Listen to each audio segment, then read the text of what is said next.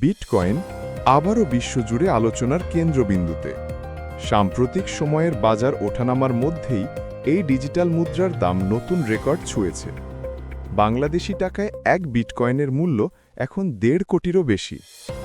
বিশ্ব অর্থনীতির প্রেক্ষাপটে এটি নিঃসন্দেহে এক বড় খবর, কারণ একদিকে যখন মার্কিন ডলার সহ প্রচলিত মুদ্রাগুলো নানা কারণে অস্থির, তখন বিকল্প সম্পদ হিসেবে বিনিয়োগকারীরা ঝুঁকছেন বিটকয়েন ও অন্যান্য ক্রিপ্টোকারেন্সির দিকে। আন্তর্জাতিক বাজারে বর্তমানে এক বিটকয়েনের দাম প্রায় $1,30,000 মার্কিন ডলার। ২ বছর আগেও যখন দাম অর্ধেকের কাছাকাছি ছিল, তখন অনেকেই ভেবেছিলেন ক্রিপ্টো হয়তো শেষ হয়ে যাবে। কিন্তু বাস্তবে দেখা গেল বিনিয়োগকারীদের আগ্রহ এবং প্রাতিষ্ঠানিক স্বীকৃতির ফলে বিটকয়েন নতুন উচ্চতায় পৌঁছেছে। মূলত কয়েকটি কারণে এই উত্থান ঘটেছে। প্রথমত, মার্কিন যুক্তরাষ্ট্র এবং ইউরোপ তাদের সুদের হার কমানোর ইঙ্গিত দিয়েছে। মুদ্রাস্ফীতি এবং অর্থনৈতিক অস্থিরতার কারণে প্রচলিত বাজারে অনিশ্চয়তা তৈরি হয়েছে, ফলে বিনিয়োগকারীরা আবারও বিকল্প ও নিরাপদ আশ্রয় খুঁজছেন। দ্বিতীয়ত, যুক্তরাষ্ট্রের সম্প্রতি বিটকয়েন ভিত্তিক ইটিএফ বা এক্সচেঞ্জ ট্রেডেড ফান্ড অনুমোদন পেয়েছে। এতে প্রাতিষ্ঠানিক বিনিয়োগকারীরা বিপুল পরিমাণ অর্থ ঢালছে ক্রিপ্টোকারেন্সি বাজারে। এই প্রাতিষ্ঠানিক বিনিয়োগই সাধারণ বিনিয়োগকারীদের আস্থাকে আরও শক্তিশালী করেছে। এছাড়া ভূ-রাজনৈতিক অস্থিরতাও বিটকয়েনের দামে প্রভাব ফেলেছে।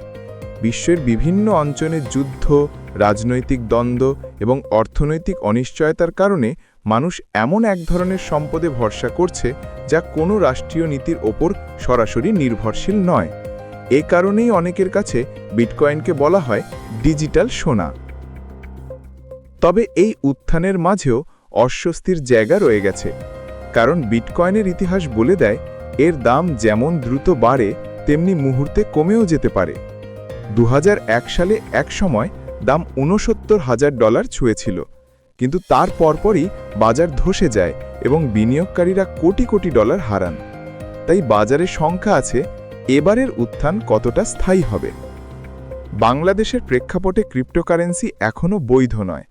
বাংলাদেশ ব্যাংক বহুবার সতর্ক করেছে ক্রিপ্টোতে বিনিয়োগ করলে ঝুঁকি খুব বেশি, প্রতারণার শিকার হওয়ার সম্ভাবনাও রয়েছে। তবুও তরুণ প্রজন্মের মধ্যে আগ্রহ দিন দিন বাড়ছে। সামাজিক যোগাযোগ মাধ্যমে দেখা যায় অনেকেই ক্রিপ্টো নিয়ে আলোচনা করছেন, বিদেশি প্ল্যাটফর্ম ব্যবহার করে কিনছেন বা বিক্রি করছেন। এখানেই তৈরি হচ্ছে দ্বিধা। একদিকে তরুণরা বলছেন বিশ্ব যখন ভবিষ্যতের অর্থনীতিতে ডিজিটাল মুদ্রাকে গ্রহণ করছে, তখন বাংলাদেশ পিছিয়ে থাকলে ক্ষতির মুখে পড়বে। অন্যদিকে অর্থনীতিবিদরা বলছেন বৈধ কাঠামো ছাড়া এ ধরনের ঝুঁকিপূর্ণ বিনিয়োগ দেশের অর্থনীতিতে অনিশ্চয়তা বাড়াতে পারে। বিশ্ব অর্থনীতিবিদদের বিশ্লেষণ অনুযায়ী বিটকয়েনের ভবিষ্যৎ নির্ভর করছে কয়েকটি বিষয়ের উপর। মুদ্রাস্ফীতি নিয়ন্ত্রণে কেন্দ্রীয় ব্যাংকগুলো কতটা সফল হয়, বৈশ্বিক সুদের হার কোন দিকে যায়, নতুন প্রযুক্তি ব্লকচেইনকে কতটা নিরাপদ করে তোলে, আর সবচেয়ে গুরুত্বপূর্ণ ভূ-রাজনৈতিক স্থিতিশীলতা থাকে কিনা। এছাড়া আরেকটি বড় বিষয় হল সরকারি নিয়ন্ত্রণ বা রেগুলেশন। যুক্তরাষ্ট্র, ইউরোপ ও এশিয়ার অনেক দেশ ক্রিপ্টোকারেন্সিকে ধীরে ধীরে বৈধ কাঠামোর ভেতরে আনার চেষ্টা করছে। এতে একদিকে বাজার আরও স্বচ্ছ হবে, অন্যদিকে বিনিয়োগকারীরাও কিছুটা নিরাপদ বোধ করবেন। তবে সরকারগুলো কতটা দ্রুত এ বিষয়ে সিদ্ধান্ত নিতে পারে সেটিই নির্ধারণ করবে আগামী দিনে ক্রিপ্টোর গতি কোন দিকে যাবে।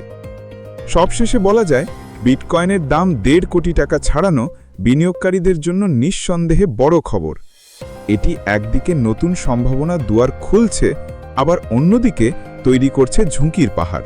কারণ যেমন দ্রুত লাভের সম্ভাবনা আছে, তেমনি মুহূর্তে বড় ক্ষতির ঝুঁকিও রয়ে গেছে।